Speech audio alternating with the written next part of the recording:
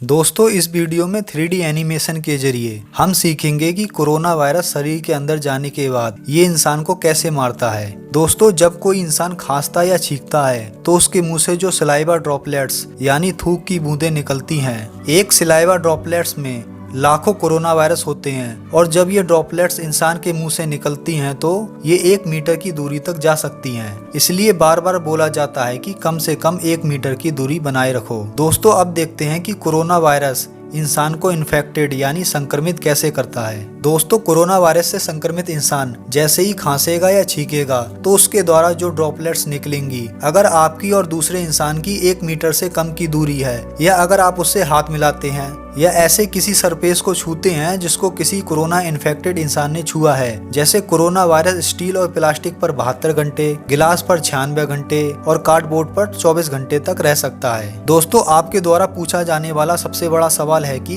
क्या corona virus हवा में तैर सकता है। इस सवाल का जवाब है कि कोरोना वायरस हवा में नहीं तैरता, क्योंकि वैज्ञानिकों को कोई ऐसा सबूत नहीं मिला है कि कोरोना वायरस एक इंसान से निकलकर बहती हवा के साथ उड़ता हुआ आसपास हर जगह फैल जाए। दोस्तों हम ये समझेंगे कि कोरोना वायरस इंसान के शरीर को इन्फेक्ट कैसे करता है। उससे पहले हमें ये समझना होगा कि हमारे दोनों फेफड़े काम कैसे करते हैं। हर इंसान के पास 2 फेफड़े होते हैं। दोस्तों इसको कहते हैं विंड पाइप, श्वास लेने की नली। हमारे फेफड़ों तक पहुँचते पहुँचते ये श्वास की नली 2 हिस्सों में या ऐसे कह लो कि 2 ट्यूब्स में बट जाती है। इस हिस्से को बोला जाता है ब्रोंकाई। ये ब्रोंकाई आगे 2 और छोटी छोटी शाखा में बट जाती है जिसे बोला जाता है ब्रोंक्यूल्स। अब जैसे ही हम सांस लेते हैं, ऑक्सीजन इस विंड पाइप से होती हुई फिर इस 2 ब्रोंकाई से होती हुई इन अनेकों ब्रोंक्यूल्स में पहुंच जाती है। इसके बाद असली खेल शुरू होता है।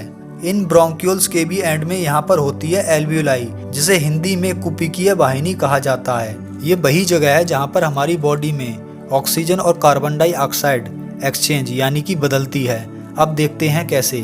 जो ऑक्सीजन ब्रोंक्यूल्स में पहुंच चुकी थी अब वो और आगे बढ़ती हुई एल्वियोलाई में एंटर करेगी। अपने दोनों फेफड़ों में टोटल 60 करोड़ एल्वियोलाई होती हैं और ये बहुत ज़्यादा फ्लेक्सिबल होती हैं। फ्लेक्सिबल का मतलब है जब हम सांस लेते हैं तो ये एल्वियोलाई इन्फ्लेट यानी कि फूल जाती हैं और जैसे ही हम सांस छोड़ते हैं तो ये एल्वियोलाई डिफ्लेट यानी कि सिकुड़ जाती हैं। सांस अंदर तो इन्फ्लेट यानी एल्वियोलाई फूल गई, सांस बाहर तो डिफ्लेट यानी एल्वियोलाई सिकुड़ गई। अब होता ही है कि ये एल्वियोलाई पूरी तरह से कैपिलरीज यानी कोशिकाओं से घिरी हुई होती हैं। ये वही कोशिकाएं हैं जिसमें हमारा खून बहता है। इस एल्वियोलाई और कैपिलरीज की बाउंड्री इतनी पतली होती है कि इसमें ऑक्सीजन और कार्बन डाइऑक्साइड भी आर पार क्रॉस कर सकते हैं। दोस्तों हमने बचपन में पढ़ा है कि हमारा शरीर सेल से ही बना है, तो जाहिर सी बात है हमारा शरीर, lungs, alveoli, bronchi, bronchioles, brain सब सेल से ही बने हैं। अगर एल्वियोलाई में इस जगह ज्यादा जूम कर दिया जाए तो जिस सेल की हम बात कर रहे हैं वो कुछ इस तरह का होता है। ये हमारे शरीर की सबसे छोटी यूनिट है।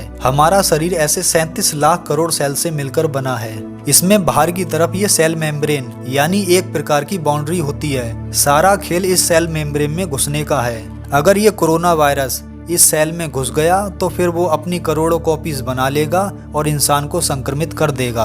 अब हम ध्यान से समझेंगे कि कोरोना वायरस सेल में घुसता कैसे है। ज्यादातर केस में कोरोना वायरस इस फेफड़े की बाउंड्री वाले सेल पर ही अटैक करता है। दोस्तों आपके क्वेश्चन है कि सर कोरोना वायरस हाथ, पैर, दिमाग के सेल में अटैक क्यों नहीं करता, सिर्फ फेफड़ों की बाउंड्री वाले सेल में ही क्यों करता है। दोस्तों फेफड़ों की बाउंड्री वाले सेल में H2 रिसेप्टर पाए जाते हैं। अब जैसे कोरोना वायरस के ऊपर ये कांटे लगे हुए होते हैं, ऐसे ही फेफड़ों की बाउंड्री वाले सेल के ऊपर भी कांटे लगे हुए होते हैं। कोरोना वायरस के कांटों को स्पाइक प्रोटीन बोला जाता है और सेल के ऊपर लगे कांटों को H2 रिसेप्टर बोला जाता है। इसको हम ऐसे समझते हैं कि ये कोरोना वायरस पर जो स्पाइक प्रोटीन है वो चाबी है और सेल पर जो H2 रिसेप्टर है वो ताला है। यही कारण है कि कोरोना वायरस हाथ, पैर, ब्रेन के सेल में नहीं, सिर्फ फेफड़ों की बाउंड्री वाले सेल पर ही अटैक करता है, क्योंकि हाथ, पैर, ब्रेन के सेल में H2 रिसेप्टर नहीं पाया जाता और जो इस कोरोना वायरस की चाबी का सही ताला है वो फेफड़ों के सेल पर ही है। ध्यान देने वाली बात यह है कि ये सेल मेम्ब्रेन सेमी परमिएबल होती है। इसका मतलब ये है कि सेल के आसपास उपस्थित यानी प्रेजेंट सभी चीजें सेल के अंदर एंटर नहीं कर सकती,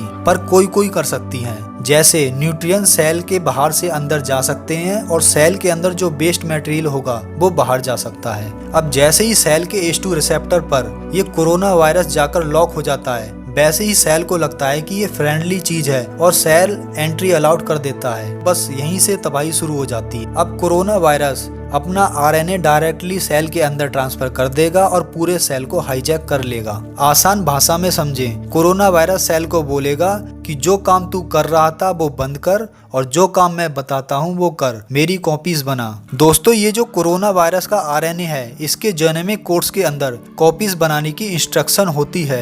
अब कुछ ही दिनों के अंदर हमारा बॉडी सेल कोरोना वायरस की लाखों करोड़ों कॉपीज बना देगा और सेल में कम स्पेस होने की वजह से ये खुद डिस्ट्रॉयड यानी फट जाएगा। अब मान के चलते हैं कोरोना वायरस इंसान की बॉडी में 1 तारीख को एंटर किया, तो सबसे पहली बार इन्फेक्शन फैलाने में, या इसे ऐसे समझते हैं कि सबसे पहला सेल डिस्ट्रॉयड होकर कोरोना वायरस की करोड़ों कॉपीज बनाने में 2 से 10 दिन तक लग सकते हैं। इसी समय को इंक्यूबेशन पीरियड बोलते हैं। इसी सबसे बड़े कारण से कोरोना वायरस इतनी तेजी से पूरी दुनिया में फैल रहा है। तो ऐसा बिल्कुल हो सकता है कि आपके सामने खड़े इंसान की बॉडी में कोरोना वायरस हो, लेकिन वो अभी बुखार या और लक्षण शो नहीं कर रहा है, या ऐसे कह लो कि वो अभी इंक्यूबेशन पीरियड में है। तो आपको लग रहा है कि सामने वाला इंसान कोरोना वायरस से इन्फेक्टेड नहीं है और आप 1 मीटर की दूरी बनाए बिना उससे इंटरेक्ट कर रहे हैं। दोस्तों, अब जैसे ही सेल ब्लास्ट होगा और लाखों कोरोना वायरस जन्म लेंगे, तो हमारा इनेट इम्यून सिस्टम एक्टिवेट हो जाएगा। इनेट इम्यून सिस्टम को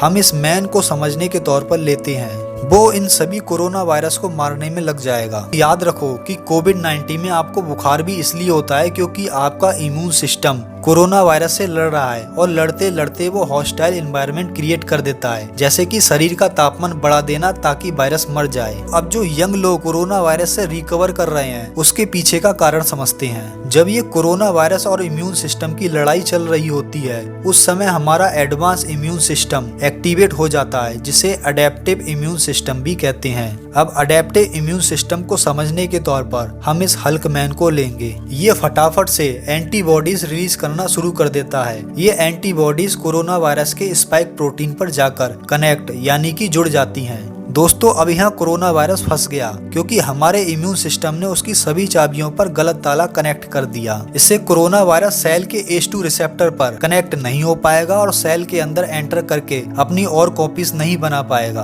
दोस्तों, अब आप सोच रहे होंगे कि ये जो इतने सारे कोरोना वायरस बन चुके हैं, इनका क्या होगा? इनका ये होगा कि जैसे ही इन पर एंटीबॉडीज कनेक्ट होंगी तो हमारे माइक्रोफेजेस एक्टिवेट हो जाएंगे। माइक्रोफेजेस एक प्रकार के व्हाइट ब्लड सेल होते हैं जो इम्यून सिस्टम का ही पार्ट होता है। माइक्रोफेजेस वहां जाएंगे जहां एंटीबॉडीज होंगी और एंटीबॉडीज के साथ कोरोना वायरस को भी इंसर्ट कर लेंगे। खास बात यह है कि ये एंटीबॉडीज सिर्फ एक कोरोना वायरस से नहीं बल्कि 1 से ज्यादा कोरोना वायरस से जुड़ सकती हैं, जिससे माइक्रोफेजेस कोरोना वायरस को ज्यादा मात्रा में खा जाएंगे।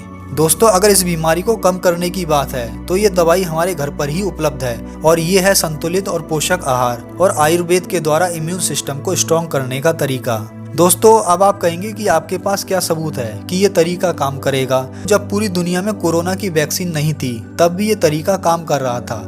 आइए जानते हैं कैसे। दोस्तों, लगभग सभी रिसर्च में कहा गया है कि जिसका इम्यून सिस्टम रोग प्रतिरोधक क्षमता मजबूत होगी उसका कोरोना वायरस कुछ नहीं बिगाड़ सकेगा। आइए कोरोना वायरस से मृत्यु दर के कुछ आंकड़ों पर नजर डालते हैं। 9 साल के बच्चों में 0%, 10 से 39 साल तक के लोगों में 0.2%, 40 से 49 साल तक के लोगों में 0.4%, 50 से 59 साल तक के लोगों में 1.3%, 60 से 69 साल तक के लोगों में 3.6%, 70 से 79 साल तक के लोगों में 8%, 80 से ज्यादा वर्ष के लोगों में 14.8%। स्ट्रॉन्ग इम्यून सिस्टम से इतना फर्क हुआ। दोस्तों, अगर कोरोना वायरस के खिलाफ हमें लड़ाई लड़नी है तो हमें अपने इम्यून सिस्टम को स्ट्रॉन्ग करना होगा। अगर हम अपनी रोग प्रतिरोधक क्षमता को मजबूत करते हैं तो हम कोरोना वायरस से ही नहीं लड़ेंगे बल्कि और बहुत सारे वायरस से भी लड़ सकते हैं। दोस्तों, आपको आयुर्वेद तरीके से इम्यूनिटी बूस्टर के बारे में बताया जा रहा है जो कोरोना वायरस को खत्म करने में प्रभावी रूप से मददगार साबित हो सकती है। जो लोग अपने इम्यून सिस्टम को मजबूत बनाए रखना चाहते हैं तो उन्हें ये टिप्स जरूर फॉलो करने चाहिए। पानी को अच्छे से उबालें, फिर लास्ट में 4 या 5 पेपरमेंट के पत्ते,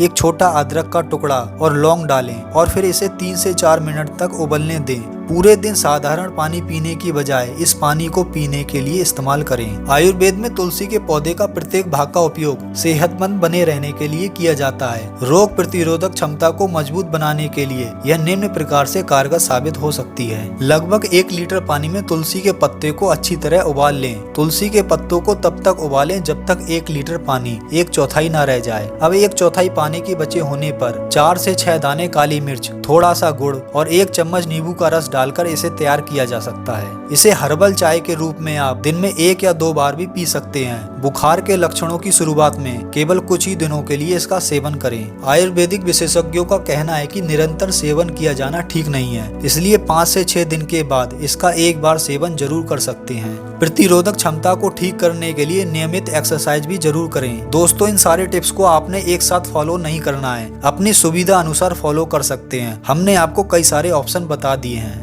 दोस्तों, प्लीज इस वीडियो को आप उन सभी लोगों के साथ शेयर कीजिए जिनकी आप परवाह करते हैं। इस आयुर्बुक चैनल को सब्सक्राइब कीजिए और साथ में बेल आइकन को भी दबाइए ताकि हमारे आने वाले सारे वीडियोस के अपडेट आपको मिलते रहें।